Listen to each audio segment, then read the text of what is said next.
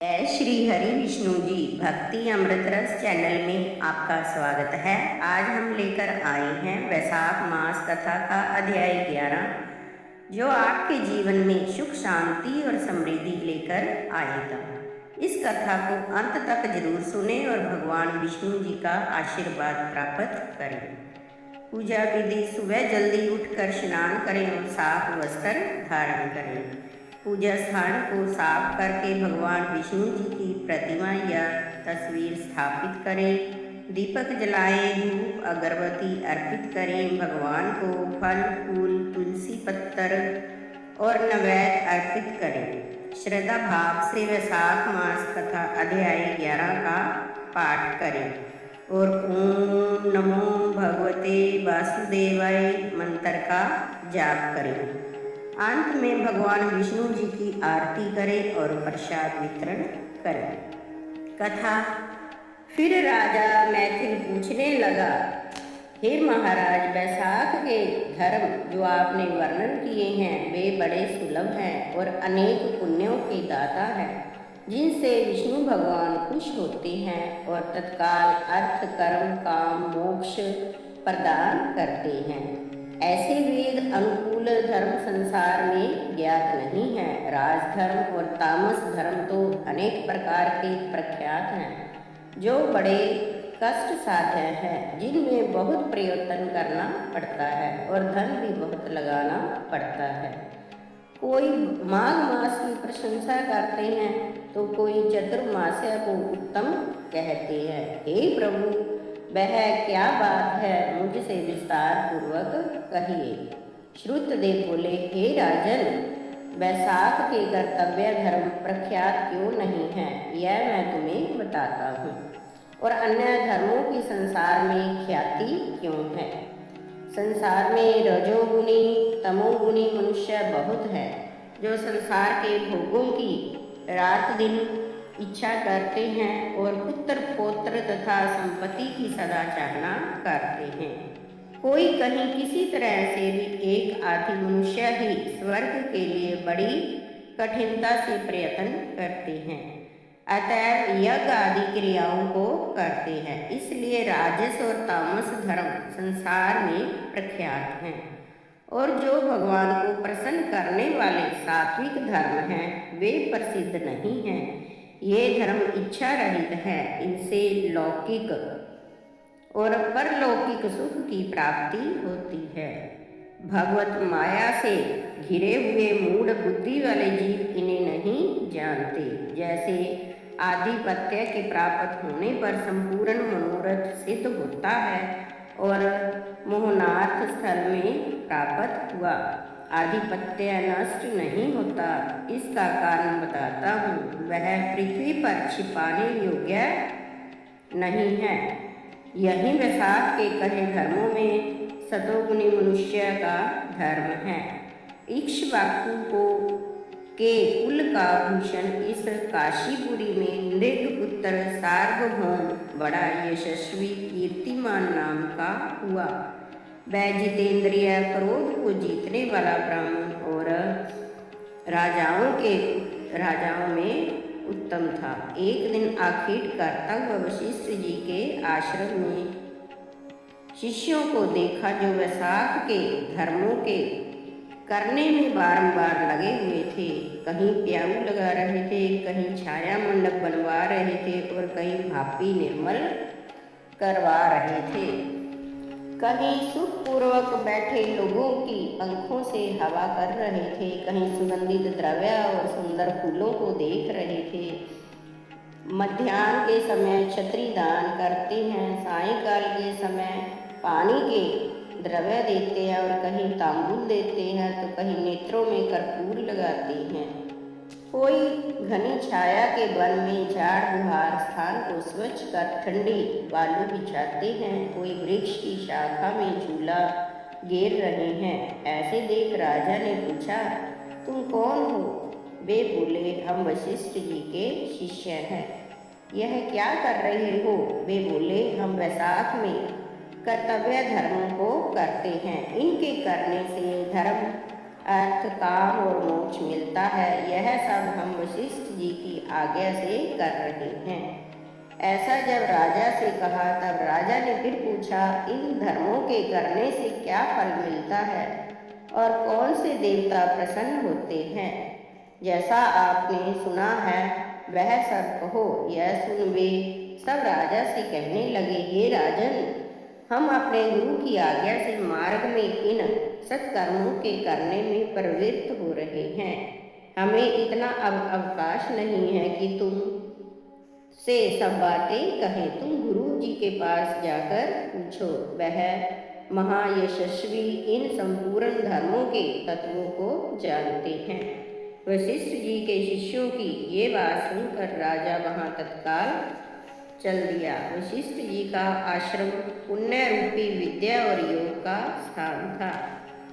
राजा को अपनी ओर आते देख वशिष्ठ जी बड़े प्रसन्न हुए और सहचरों समेत महात्मा का आतिथ्य सत्कार किया। जब वह भली भांति बैठ गया तब अत्यंत प्रफुल्लित चित्त से शुरू से पूछने लगे, हे गुरु, मैंने मार्ग में बड़ा आश्चर्य देखा कि आपके शिष्य बड़े बड़े शुभ कर्मों के करने में लगे हुए हैं, परंतु मैंने जब पूछा कि तुम क्या कर रहे हो तब मुझको नहीं बतलाया और कहने लगे कि हमको इस धर्म की प्रशंसा करने का अवकाश नहीं। हमें तो जैसा गुरु जी ने बताया है उस धर्म के करने में प्रवृत्त हो रहे हैं। गुरु के पास जाओ, इसलिए मैं आपके पास आया हूँ। मेरा मन आखेट में था, शरीर थक गया था, मैं आतिथ्य की इच्छा से आ रहा था। मार्ग में आपके शिष्यों को यह पुण्य कर्म करते देखा तब हे मुनीश्वर, इन धर्मों के पूछने की मुझे बड़ी उत्कंठा हुई है। हे प्रभु, आप सब जानते हैं और इन धर्मों को भी करते हैं। उन्हीं धर्मों के सुनने को मेरी अभिलाषा है। मैं आपका शिष्य हूँ, आपको नमस्कार करता हूँ। हे मुनीश्वर, बड़ी श्रद्धा है, आप मेरे सामने विस्तार पूर्वक कहिए। जब इक्ष्वाकु वंश के भूषण राजा ने पूछा, वशिष्ठ जी बड़े प्रसन्न हुए और कहने लगे, हे राजा, तेरी बुद्धि बड़ी सुंदर और सुशिक्षित है। जो विष्णु भगवान की कथा में और धर्मों के आचरण करने में ऐसी सद्भाव से प्रवृत्ति हुई है, ये तेरे पुण्य फलीभूत हो गए हैं। ऐसा कह हर्ष युक्त वशिष्ठ जी राजा से कहने लगे, हे राजन, जो प्रश्न तुमने किया है उसका अब हम वर्णन करते हैं। इसके सुनने से ही सब पाप दूर हो जाते हैं। जो सब धर्मों को छोड़ विषय आसक्त हो जाता है वह भी आदि वैसाख में प्रातःकाल स्नान करे तो वह मधुसूदन भगवान का प्यारा हो जाता है। जिसने सांगोपांग सब धर्म किस परंतु वैसाख का अनादर किया है वह प्राणी चाहे कैसा ही स्नान, दान, अर्चना और पुण्य करे, हरि भगवान उससे दूर ही रहते हैं। जिसने वैसाख को बिना स्नान या दान किए खो दिया वह इसी कर्म से चंडाल होता है। इसमें कुछ भी विचार नहीं। वैसाख में बताए सर्वोत्कृष्ट धर्म द्वारा जिसने हरि भगवान की आराधना किया है भगवान उसी से प्रसन्न होते हैं और उसकी अभिलाषा पूर्ण करते हैं। लक्ष्मीपति जगन्नाथ संपूर्ण पापों के नाश करने वाले थोड़े ही धर्म से प्रसन्न हो जाते हैं, बहुत परिश्रम और धन से नहीं होते। भक्ति पूर्वक भगवान विष्णु जी का पूजन कर सब मनोकामनाओं को पूर्ण करता है। हे राजन, इसलिए मधुसूदन भगवान की सदा भक्ति करनी चाहिए। जगन्नाथ मंदिर जी की जल से पूजा करने पर भी कलेश हरि ऐसे प्रसन्न होते हैं जैसे प्यासा मनुष्य जल के मिलने से प्रसन्न होता है। बड़े बड़े कर्म करने से स्वल्प फल मिलता है और छोटे कर्मों से बड़े फल मिलते हैं। कर्मों के भूरी हेतु तब में महाकर्म और स्वल्प कर्म हेतु नहीं है, किंतु कर्म के स्वरूप है, कर्मों की बड़ी गहन गति है। वैशाख में जो धर्म कहे हैं उनमें परिश्रम भी थोड़ा होता है और द्रव्य भी बहुत व्यय नहीं होता, परंतु विष्णु भगवान के प्रसन्न करने का सुगम उपाय है। अतः हे राजन, तुम जो वैशाख के धर्मों को न करे उसे दंड दो। इस प्रकार सब शास्त्रोक्त बातें बता कर पीछे वैशाख उक्त सब धर्म समझा दिए। सब धर्मों को सुनकर गुरु की भक्ति पूर्वक पूजा कर राजा अपने घर चला आया और सभी धर्म करने लगा। धीरे देव निरंजन केशव भगवान में बड़ी प्राप्ति करने लगा और पद्मनाभ देव भगवान के अतिरिक्त किसी को भी न देखता। फिर राजा ने हाथी पर ढोल रखवाकर अपने राज्य भर में सूचना करवा दी कि 8 से 80 अवस्था के वृद्ध तक जो कोई मेष की संक्रांति में सूर्योदय से पहले स्नान न करेगा, मैं उसे दंड दूंगा और देश से निकाल दूंगा। पिता, पुत्र, भार्या या इष्ट मित्र कोई भी हो जो वैशाख धर्मों का संपादन न करेगा, उसको मैं चोर के समान समझूंगा। प्रातःकाल जल में स्नान कर शेष ब्राह्मणों को दान दे और शक्ति के अनुसार प्याऊ लगाओ तथा अन्य धर्मों को भी करो। गांव गांव में एक एक धर्म उपदेशक ब्राह्मण नियुक्त कर दिया और 5-5 गांवों के ऊपर एक अधिकारी नियुक्त कर दिया। ऐसे धर्महीनों को दंड देने के निमित्त 10-10 सवार नियत किए। ऐसे इस सार्वभौम राजा के शासन से यह धर्म वृक्ष सब देशों में विस्तार पूर्वक फैल गया। जो मनुष्य परमार्थ से भी इस राजा के नगर में मर जाते थे, वे सीधे विष्णु लोक को जाते थे। अवश्य ही उनको वैकुंठ की प्राप्ति होती थी। जो कोई मेष की संक्रांति में प्रातःकाल किसी बहाने से स्नान कर लेता था, वह संपूर्ण पापों से छूट जाता और विष्णु लोक को चला जाता था। वैशाख में एक बार भी स्नान प्राणी यमलोक को नहीं जाता था। उस सूर्यवंशी राजा ने यम के लेखों को भी मिटा दिया। बेचारे चित्रगुप्त को लिखने के लिए कुछ काम न रहा। विष्णु लोक को जाने वाले सब कर्मस्थ मनुष्यों के जो कुछ पुराने पाप लिखे थे, वे भी सब दूर हो गए तथा सभी पापी जीवों के नरक खाली हो गए तथा वैशाख के प्रभाव से नरक का मार्ग भद्रयान हो गया। संपूर्ण मनुष्य निर्मल रूप धारण करके विष्णु लोक को जाने लगे। देवताओं के भी संपूर्ण लोक खाली हो गए। जब स्वर्ग और नरक सब शून्य हो गए, तब नारद जी यमराज के पास जाकर बोले, हे राजन, नरक में पहले जैसे हाहाकार के शब्द सुनाई नहीं देते और खोटे कर्म वाले बालों की कुछ लिखा पड़ी नहीं है। चित्रगुप्त हाथ पर हाथ रखे मुनि की भांति चुपचाप बैठे हैं। हे राजेंद्र, पाप करने वाले माया और दंभ से बड़े हुए पापी मनुष्य तेरे लोक में क्यों नहीं आते? इसका कारण बतलाओ। जब महात्मा नारद जी ने ऐसा कहा, तब धर्मराज बड़ी उदासीनता से बोले, हे नारद, आजकल पृथ्वी में जो राजा है वह पुराण पुरुषोत्तम का बड़ा भगत है। उसने अपने देश भर में सूचना करा दी है कि 8 वर्ष के बालक से लेकर 80 वर्ष के वृद्ध तक जो कोई वैशाख के महीने में धर्म न करेगा, वह दंड का भागी होगा। उसके डर के मारे प्रजा वैशाख के धर्मों को करने से सब मनुष्य वैकुंठ को चले जाते हैं। उस राजा ने मेरे लोक में आने का मार्ग लुप्त कर दिया है। नरक लोक और देवलोक सब शून्य हो गए हैं। लेखकों को लिखने के लिए अब कुछ नहीं है और जो पहले लेख लिखे हैं वे भी सभी मनुष्यों ने मेट दिए हैं। हे मुनीश्वर, यह सब वैशाख के धर्मों की ऐसी महिमा है। वैशाख में कर्तव्य कर्मों को करने से मनुष्य ब्रह्म हत्या आदि पापों से छूटकर विष्णु पद को प्राप्त होते हैं। अतः मैं काष्ठ के समान हो गया हूँ, मुझे कुछ दिखाई नहीं देता।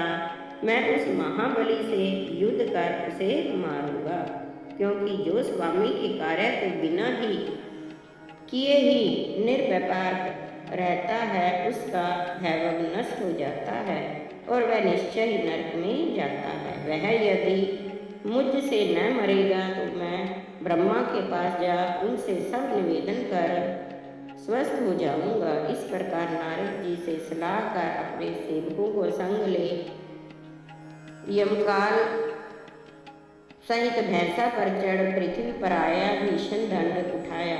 मृत्यु लोग जरा आदि सभी सेवकों तथा 50 कोटि यमदूतों को ले शीघ्र ही उस राजा की पुरी में को घेर वहां शंखनाद करने लगा, जिससे सब लोग भयभीत हो गए। तब राजा ने यह सुना कि यम ने यह पुरी घेरी तब की है, तब अत्यंत क्रोध कर अपनी सब सेना सजाए नगर से बाहर आता हुआ उन दोनों में ऐसा घोर युद्ध हुआ जिससे रोमांच खड़े हो गए। फिर राजा ने मृत्यु काल रोग यमराज के दूतों के स्वामी को जीत कर क्षण भर में भगा दिया। तब तो सुन यमराज बड़ा क्रोध कर राजा के सन्मुख आया, अनेकों बाण चलाए, सिंहनाद करता हुआ। फिर तो राजा के बाणों से यमराज का धनुष काट कर फेंक दिया। तब यमराज ढाल तलवार उठा राजा को मारने के लिए आया। उसे आता देख राजा ने अत्यंत क्रोधित हो उसकी ढाल तलवार भी काट गिराई और सर्प की भांति हुंकारता एक तीक्ष्ण बाण यमराज के मस्तक पर मारा। तब यम ने क्रोध कर अपना दंड उठाया और उसको ब्रह्मास्त्र से अभिमंत्रित कर राजा के ऊपर छोड़ दिया। तो सब के सब देखते बड़ा हाहाकार मच गया। तब विष्णु भगवान ने अपने भक्त की रक्षा के लिए सुदर्शन चक्र छोड़ा तो रण में यमदंड से युद्ध करने लगा और ब्रह्मास्त्र का निवारण कर यम को मारने को उद्यत हुआ। तब भक्तिमान राजा भयभीत होकर महाअद्भुत भगवान के चक्र की स्तुति करने लगा। हे विष्णु भगवान के हाथ के आभूषण, हे सहस्त्रबार, तुम्हें नमस्कार है। तुम्हें भगवान के संपूर्ण लोकों की रक्षा के लिए धारण किया था। हे विष्णु भक्त, हे महाबली, आज मैं तुमसे यम को मांगता हूँ, क्योंकि देवताओं के द्रोही मनुष्यों के काल तुम ही हो और कोई नहीं। इसका कारण हे जगपते, इस यम की रक्षा कीजिए। जब सुदर्शन चक्र की राजा ने ऐसी स्तुति की, तब चक्र यम को राजा के पास छोड़कर देवताओं के देखते देखते वैकुंठ को चला गया।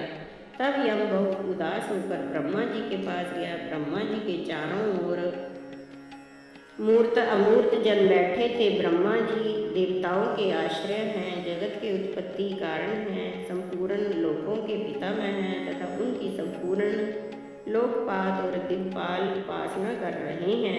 इतिहास और पुराण शरीर धारण कर खड़े हैं। समुद्र, नदी और सरोवर मूर्तिवाद विराजमान हैं।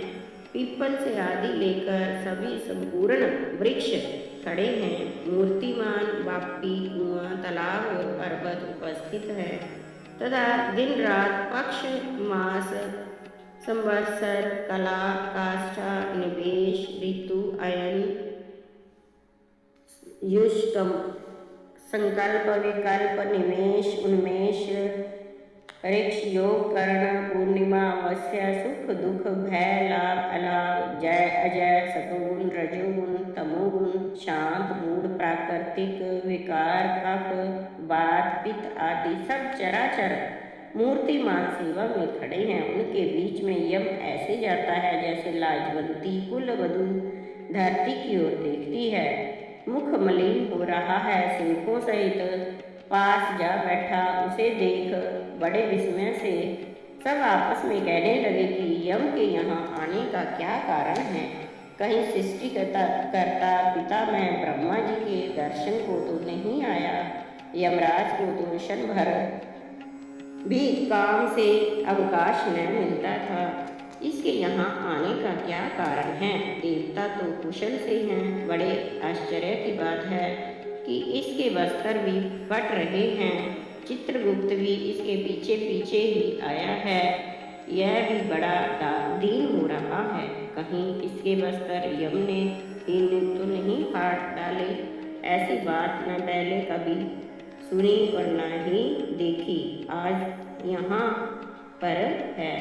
जब वह ऐसा कह रहे थे तभी प्राणियों का शासक सूर्यपुत्र यम ब्रह्मा के आगे पृथ्वी पर इस प्रकार गिरा जैसे जड़ किसी की कट जाए ऐसा वृक्ष गिरता है, और त्राही त्राही पुकारने लगा, देवेश मेरी प्रतिष्ठा भंग हो गई है, मुझे खूब पीटा है, मेरे पट लूट लिए हैं, कमलासन आपके होते हुए मेरी ये दुर्गति हुई है। ऐसा कह मूर्छा खाए पृथ्वी पर गिर पड़ा।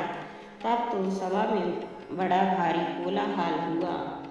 जो स्थावर जंगम सबका भक्षण करने वाला है, सो यमराज दुखी होकर क्या रोता है, क्यों रोता है? मनुष्यों को संताप देने वाला दुखी कैसे हो गया? सत्य है, दुष्कर्मों का करने वाला मनुष्य शोभा नहीं पाता। तब पवन ने ब्रह्मा के मत से सबकी वाणी रोक दी और सबको हटाकर धीरे धीरे यम को अपनी बड़ी बड़ी और मोटी भुजाओं से उठाया।